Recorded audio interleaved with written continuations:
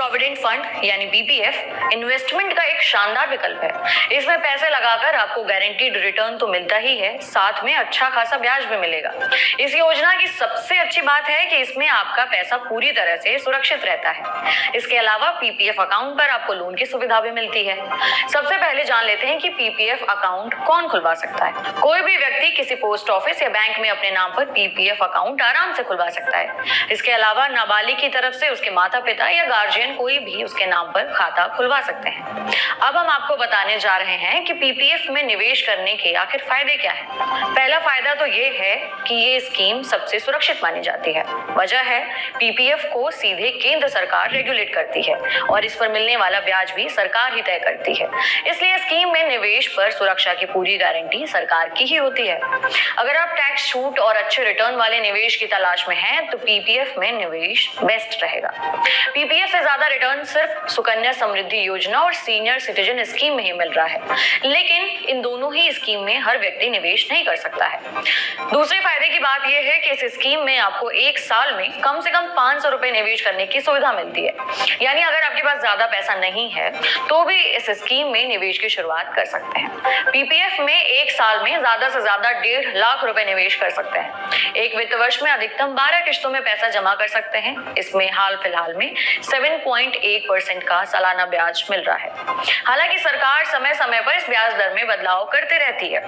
तीसरी खास बात यह है कि पीपीएफ अकाउंट पर लोन की सुविधा भी मिलती है। यानी पीपीएफ अकाउंट में जमा पर आप आराम से लोन भी उठा सकते हैं।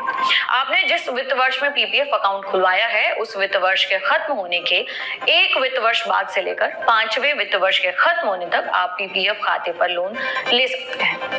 जमा पर अधिकतम 25% का लोन उठा सकते हैं। लोन के लिए प्रभावी ब्याज दर पीपीएफ पर मिलने वाले ब्याज से केवल 1% ही ज्यादा रहती है।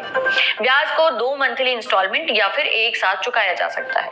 पीपीएफ में निवेश की चौथी खास बात यह है कि इसमें कंपाउंडिंग ब्याज का भी फायदा मिलता है और ये ब्याज हर तिमाही के आधार पर बदलता रहता है। पांचवा फायदा यह है कि खाता धारक जितना मन चाहे उतनी लंबी अवधि के लिए इसमें निवेश कर सकते हैं। पीपीएफ खाते का मैच्योरिटी पीरियड 15 साल का होता है। यानी इन 15 सालों में पीपीएफ खाते से एक भी रुपया आप नहीं निकाल सकते हैं। मैच्योरिटी पीरियड बीतने के बाद अब जितना मन चाहे उतने समय के लिए इसे और आगे बढ़ा सकते हैं।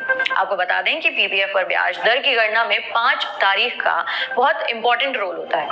हर महीने की 5 तारीख और आखिरी तारीख के बीच पीपीएफ खाते के सबसे कम बैलेंस पर ही ब्याज दिया जाता है। यही वजह है कि 5 तारीख को या फिर उससे पहले पीपीएफ में निवेश कर देना चाहिए ताकि आपको अधिक से अधिक ब्याज मिले।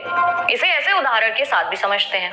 मान लेते हैं कि आपने 5 अप्रैल को या फिर उससे पहले पीपीएफ में 1.5 लाख रुपए डाले। ऐसे में 7.1% की दर से आपको मौजूदा वित्त वर्ष के लिए कुल 10,650 रुपए का ब्याज मिलेगा।